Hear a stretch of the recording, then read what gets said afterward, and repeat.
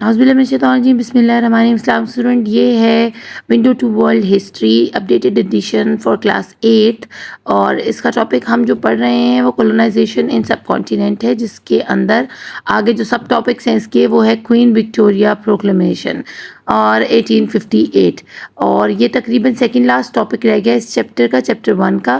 اس کو آج ہم ریڈ آؤٹ کریں گے۔ The main points of the proclamation were, proclamation کیا ہوتی ہے؟ ایک مفروضہ جو پیش کیا جاتا ہے کہ جب کسی چیز کی آپ کو پاور آپ بتا سکیں کہ اب ہم نے اس چیز کا اختیار لے لیا ہے، ٹیکنگ پاور، ٹھیک ہے، اور اتھارٹی لے لینا، کسی چیز کے اوپر آ کر بیٹھ جانا اور قبضہ کر لینا، اور یہ ڈکلیئر کر دینا کہ اب ہماری حکومت ہے، ٹھیک ہے۔ تو انہوں نے 1858 کے اندر یہ میڈم وکٹوریہ جو ہیں، انہوں نے منہ اٹھا کر اپنے آپ کو جو ہے نا ہندوستان کی ملکہ تصور کرنا شروع کر دیا اور ڈکلیئر کر دیا، اور اپنے لیے ایک ٹائٹل بنایا، اور یہ کہا کہ اب مجھے انیشلی خالی کوئین وکٹوریہ نہ کہا جائے بلکہ مجھے ہندوستان کی ملکہ بھی بلایا جائے۔ ان کو ویسے بڑا شوق تھا، شروع سے یہ منگتے تھے، اور یہ آ گئے ہمارے سب کانٹیننٹ کے اندر صرف ہماری مغل عراق کو برباد کرنے کے لیے اور ہمارے مغل بادشاہوں کو بے وقوف بنانے کے لیے اور ان سے لوٹ کے اور ایسٹ انڈیا کمپنی بنا کے انہوں نے آہستہ آہستہ آہستہ جڑیں اپنی مضبوط کر لیں، اور پھر یہاں پر آ کر بادشاہ اور ملکہ بن کے بیٹھ گئے۔ تو سب سے پہلا جو ان کا پوائنٹ تھا نا اس پروکلیمیشن کے اندر، یعنی اپنی اتھارٹی کو منوانے کے اندر اور اپنی پاور کو بتانے کے اندر کہ اب ہم یہاں پر کون کون سا حکم چلائیں گے، تو اس میں سب سے پہلے انہوں نے کہا تھا to grant the native of India the same rights as all other subjects of the British empire. اب انہوں نے اچھا ہونے کا ڈھونگ کرنا شروع کر دیا، ٹھیک ہے، کہ جی ہم تو آپ کے بہت جو ہے نا ملنسار ہیں، آپ سے دوست ہیں، اور ہم آپ کا خیال رکھنے آئے ہیں۔ اور یہ ہوا کیوں تھا آپ کو پتہ ہے نا، پیچھے جب ایک دم سے ریبیلین ہوا تھا، ان کے خلاف بغاوت اٹھی تھی ایسٹ انڈیا کمپنی کے خلاف، کہ اس کی اپنی ہی جو آرمی اس نے بنائی ہوئی تھی اس میں سکھ اور ہندو اور مسلمان تھے، اور انہوں نے وہ جو بلٹس تھیں پگ والی اور بور والی ان کو یوز کرنے سے انکار کر دیا تھا، اور خلاف ہو گئے تھے وہ ایسٹ انڈیا کمپنی کے، اور انہوں نے جھگڑا شروع کر دیا تھا اور جنگ شروع ہو گئی تھی دہلی کے باہر میدان جو تھا وہاں پر۔ تو یہ اسی کا نتیجہ تھا کہ ٹھیک ایک سال کے بعد یہ پروکلیمیشن جو ہے کوئین وکٹوریہ کی طرف سے باقاعدہ جاری کر دیا گیا کہ انڈیا کا ہر ایک بچے تک یہ بات پہنچ جائے کہ اب برطانیہ کی حکومت ہے انڈیا کے اوپر۔ تو انہوں نے پہلے سب سے پہلے آ کے جو پوائنٹ رکھا، انہوں نے کہا جی اب ہم آپ کو برابر کا سلوک کریں گے آپ کے ساتھ، جیسے برٹش امپائر میں ہر بندے کے ساتھ ہم اچھا سلوک کرتے ہیں نا، اور اب یہ بھی برٹش امپائر کا حصہ بن گئی ہے، برطانیہ کا حصہ بن گیا یہ ملک بھی، تو ہم یہاں بھی وہی سارے اصول اپنائیں گے، وہی سارے حقوق دیں گے لوگوں کو جو ہم اپنے ملک برطانیہ میں دیتے ہیں۔ ٹو سپورٹ، اب نیٹیوز کون ہے؟ یہاں کے لوکلز رہنے والے انڈیا کے۔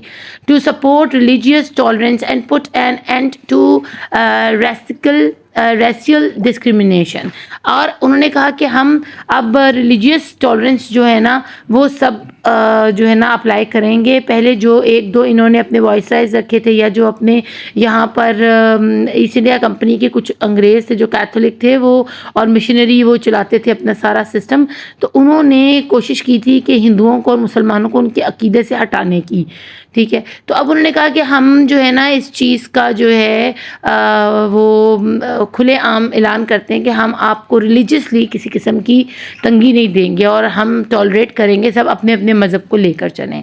ابھی تک تو بات صحیح چل رہی تھی، سمجھ آ رہی تھی کہ ٹھیک ہے چلیں، انہوں نے اگر حکومت لائے ہیں، جیسے ہمیں شروع میں ابھی جو صاحب گئے ہیں ہمارے پاکستان کی حکومت چھوڑ کر، ہمیں شروع میں انہوں نے یہی سبز باغ دکھائے تھے کہ نیا پاکستان بن گیا ہے۔ To ensure that all citizen enjoy the equal and impartial protection of the law, اب انہوں نے کہا کہ ہر سٹیزن کو، ہر شہری کو اس ملک کے لا کے مطابق پروٹیکشن بھی دی جائے گی، اور اس کو پورا جو ہے نا قوانین اس کے اوپر لاگو بھی ہوں گے، اور وہ حق رکھتا ہے کہ اگر اس کے ساتھ زیادتی ہو تو وہ لا کو استعمال کرتے ہوئے، قانون کو استعمال کرتے ہوئے اپنے بچاؤ کر سکے یا اپنے لیے آواز اٹھا سکے۔ After this proclamations all other private and public institutes were organised according to the British colonial structure of administration. اب یہاں ہمیں سمجھ نہیں آئی کہ یہاں رہنے والے برٹش تو نہیں تھے، یہاں کے نیٹیوز تو ہندو، سکھ اور مسلمان تھے، تو پھر انہوں نے ایجوکیشنل اور پبلک انسٹیٹیوشنس کے اندر، پرائیویٹ ہوں یا پبلک ہوں، آفیسز ہوں یا اسکولز ہوں، وہاں پر انگریزی اور ایڈمنسٹریشن برٹش کیوں رکھی؟ ظاہری بات ہے کہ یہ اب ہمارے بچوں کے اندر، اس دور کے بچوں کے اندر انگریزی کو گھسا کر آہستہ آہستہ ان کو مذہب سے دور کرنے کے چکروں میں تھے، اور خود اچھے بن کر بیٹھے ہوئے تھے تسبیح ہاتھ میں پکڑ کے کہ ہم تو آپ کا بڑا خیال کرتے ہیں، ہم تو آپ کے بڑے اپنے ہیں۔ حالانکہ پبلک اور پرائیویٹ انسٹیٹیوشنس کے اندر اس کو جو ایڈمنسٹریشن چلا رہی ہے، جیسے آپ کے اسکول کو آپ کا اکاؤنٹ آفس چلاتا ہے، اور وہیں آپ کا ایڈمنسٹریشن آفس بھی وہی کہلاتا ہے کہ آپ کے اسکول کی دیکھ بھال، بجلی، پنکھے، آپ کے اسکول کا گراؤنڈ، آپ کے اسکول کے اندر جو پینٹس ہوتے ہیں، دروازے، فرنیچر، آپ کے اور بہت ساری چیزیں جو گیمز وغیرہ ہوتی ہیں، یا آپ کے سی پی ہوتے ہیں، CP 1 2 3 چیک پوائنٹس ہوتے ہیں، یا فائنل ایگزامز ہوتے ہیں، یہ ساری چیزیں کیا ایڈمنسٹریشن والے لے کر چلتے ہیں، اکاؤنٹس والے لے کر چلتے ہیں۔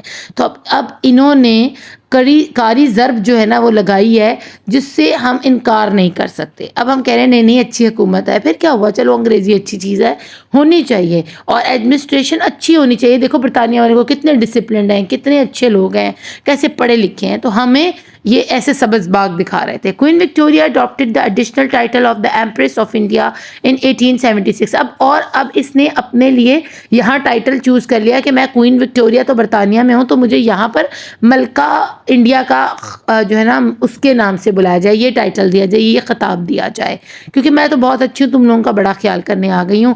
تو جس طرح تم لوگ یہاں پر بادشاہوں اور مہاراجاؤں کو لے کر چلتے تھے، جب انہوں نے مغلز کو بالکل تباہ کیا اور ڈکلائن ہوا مغل امپائر کا، تو وہ سبب تو ایسٹ انڈیا کمپنی والے بنے ہیں نا، انہوں نے یہ سارا کام دیا تھا۔ اور اب پیچھے جو تھی ان کی گورنمنٹ تھی، یہی کوئین وکٹوریہ تھی، جو کہ ایسٹ انڈیا کمپنی کو پیچھے سے بیک بون تھی، اور ان کو پیچھے سے سارا جو سیٹ اپ تھا ان کو چلانے کا، انڈیا کے اندر ان کی برانچز اور یہ سب، یہ کون پرووائڈ کرتا تھا فائنینشلی، ان کو سپورٹ یہی لوگ کرتے تھے۔ اور پھر آہستہ آہستہ ایسٹ انڈیا کمپنی نے پیچھے سے فنڈ لینے کی بجائے انڈیا کی چیزیں اکٹھی کر کے پیچھے برطانیہ والوں کو، بھکاریوں کو بھیجنی شروع کر دی، اور انڈیا کو لوٹنا شروع کر دیا، سب کانٹیننٹ کو لوٹنا شروع کر دیا۔ برٹش انڈین ایڈمنسٹریٹو اسٹرکچر اب کیا تھا، یعنی برطانیہ کا انڈیا میں جو ایڈمنسٹریٹو ڈھانچہ تھا وہ کس بنیاد، اس کی بنیادیں کیا تھی، یا وہ دکھنے میں کیسا تھا، اس میں کیا کیا چیزیں تھیں۔ During the British rule India was divided into 11 provinces and 560 princely states ruled by rajas, maharajas and nawabs. اب جیسے ہی برٹش رول آیا، پہلے بھی ایک یہ مغل جو ہے نا سلطنت تھی، ٹھیک ہے نا، بادشاہ اکبر چلا رہا تھا، یا جو بھی بادشاہ وہاں تھے موجود وہ چلاتے ہوتے تھے۔ جب اب وہ مغل بادشاہ کو ڈکلائن آیا اور برٹش حکومت آ گئی، تو اب انہوں نے ڈیوائڈ اینڈ رول کا طریقہ اپنایا، انڈیا کو ڈیوائڈ کرنا شروع کر دیا۔ اب اس نے اس کے 11 صوبے بنا دیے، اور اس کے علاوہ 560 پرنسلی اسٹیٹس تھیں۔ پرنسلی اسٹیٹ وہ ہوتی ہیں جو آزاد ریاستیں، دیکھنے کو تو وہ آزاد ریاستیں تھیں جن کے اوپر راجا مہاراجا اور نواب تھے۔ نواب مسلمانوں کے ہوتے ہیں، اور راجا مہاراجا آپ کو پتہ ہے وہاں کے جو مہاراشٹر اور ان کے علاقوں کے جو راجا مہاراجا تھے، تو ان کی تھی 560، اور ویسے انہوں نے 11 صوبے بنا دیے ہوئے تھے۔ اب انہوں نے ایک اور نئی چلاکی کیا کی، the British followed the system of administration of the Mughals. اب حکومت کو چلانے کے لیے، جو صوبوں کو چلانے کے لیے یا ان پرنسلی اسٹیٹ کو چلانے کے لیے، انہوں نے طور طریقے وہی رکھے مغلز والے، لیکن اپنے اندر کھاتے کچھ اور اس میں تبدیلیاں کر دیں۔ یعنی انہوں نے پہلے پروونس، سب سے زیادہ حق جو ہے نا یعنی حکومت چلانے کا وہ پروونس کے پاس تھا، اس کے بعد ڈویژنز بنائے ان کے، پھر ڈسٹرکٹس بنائے، پھر تحصیلیں ہوئے، پھر تھناس ہوئے۔ تو یہ ترتیب تو وہی تھی، لیکن اندر سسٹم چینج ہو چکا ہوا تھا سارا۔ The administrative structure as a whole was based on 3 tiers: civil services, army, police. اور ابھی بھی ہمارا یہی سین ہے کہ سول سروسز سب سے اوپر، یعنی بڑے بڑے افسر جو ہیں وہ سول اکیڈمی سے تعلیم حاصل کرتے ہیں، ٹھیک ہے، بلکہ وہاں پر مقابلے کا امتحان دیتے ہیں، ٹھیک ہے، اور سول جابس ان کو ملتی ہیں، جن میں کلیکٹر اور اس ٹائپ کے، اور DC اور AC اس طرح کے بنتے ہیں یہ لوگ۔ اب تھانہ کلچر جو تھا نا، یہ اس وقت بھی برٹش دور میں بھی تھانہ کلچر ہے، تحصیل کے بعد تھانوں میں لوگ جو ہے نا زیادہ جو ہے نا اپنا کام کرواتے تھے وہاں جا کر. اب آگے وڈ ڈسپیچ آن ایجوکیشن 1854. ہم نے ایڈمنسٹریشن تو پڑھ لی. آپ نے ان کے سیکوینس کو اچھے سے یاد کرنا ہے کہ ایڈمنسٹریٹو اسٹرکچر جو برٹش کنٹرول کا تھا وہ کیا تھا. پہلے پروونس، ڈویژن، ڈسٹرکٹ، تحصیل اور پھر تھانہ. اور سول سروس، تھانے کا مطلب ہے پولیس اسٹیشن، ٹھیک ہے. اور پھر جو ایڈمنسٹریٹو اسٹرکچر کو جو بیس کر رہا تھا نا، جو مین چیز تھی وہ کیا تھی؟ سول سروس، آرمی اور police. Would dispatch on education 1854. اب وڈ نے ڈسپیچ کیا ایجوکیشن میں کن کن چیزوں کو؟ سر چارلز وڈ جو تھا اس نے ایجوکیشن کا اب کس طرح حلیہ بدلنا شروع کر دیا سب کانٹیننٹ کے اندر. Sir Charles Wood dispatch on education in 1854 led to the establishment of a Department of Public Instruction under which degree awarding universities were set up in the presidencies of Madras, Bombay, Calcutta on the pattern of the British universities. اب اسکولوں سے نکل کر انہوں نے university level تک اپنی تعلیم کو عام کرنا شروع کر دیا ہے. یعنی پبلک انسٹرکشنز کے جتنے بھی ڈپارٹمنٹس ہیں ان کو بھی، اور اس کے علاوہ جو ڈگری ایوارڈنگ یونیورسٹیز ہیں جن سے ڈگری لے کر لوگ پی ایچ ڈی کی ڈگریز لے کر باہر نکلتے تھے، ڈاکٹریٹ کی ڈگری لے کر نکلتے تھے، ان کو بھی انہوں نے اپنے انڈر ایجوکیشن کر لیا ہے، اپنے رولز کے اندر کر لیا ہے. Consequences of British education policy. اب برٹش ایجوکیشن جو پالیسی تھی اس کے کیا اثرات مرتب ہوئے، کس قصہ اس نے متاثر کیا اس سارے تعلیمی نظام کو؟ سب سے پہلا جو ان کا کام انہوں نے کیا اس پالیسی کے اندر جو ایجوکیشن کی، British educational policies had long lasting effects on the Indian subcontinent. ابھی تک وہ اثرات نہیں گئے انڈیا میں سے، سب کانٹیننٹ میں سے. آج بھی ہم انگریزی کو پتہ نہیں کیا سمجھتے ہیں کہ جو ہمارے بچے نارملی اردو میں بات کرتے ہیں وہ بیچ میں انگلش کے 10 ورڈ لگائیں گے اور پھر وہ اس چیز کو بتائیں گے، اور یہ بڑا فخر محسوس کرتے ہیں اس چیز میں کہ جی ہم انگریزی بول رہے ہیں. سب سے پہلا کام کیا کیا انہوں نے؟ British schools receive greater preference than pathshalas and madrasas. اب کیونکہ انڈیا تھا وہاں پر مسلمان بھی ہیں، ہندو بھی ہیں، تو ہندوؤں کے اسکولوں کو جو کہ مدرسہ ٹائپ ہوتے تھے جہاں وہ اپنی دینی تعلیم بھی دیتے تھے اور ان کو اس طرح بھی پڑھایا کرتے تھے، دنیاوی تعلیم بھی دیتے تھے، تو اس جگہ کو پاٹھشالا کہا جاتا تھا.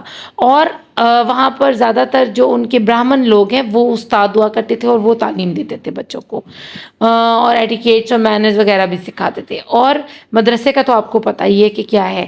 اب سب سے زیادہ پریفرنس کس کو مل رہی ہے؟ اگر اس پاٹھشالا میں انگریزی پڑھائی جا رہی ہے، اگر اس مدرسے میں انگریزی پڑھائی جا رہی ہے تو برٹش حکومت اس کو فنڈز بھی دے گی، اس کا خیال بھی رکھے گی. لیکن اگر وہاں پر انگریزی نہیں پڑھائی جا رہی تو اس کو بند کرنے کے لیے ہدایات جاری کی جائیں گی، چاہے وہ پاٹھشالہ ہے چاہے وہ مدرسہ ہے.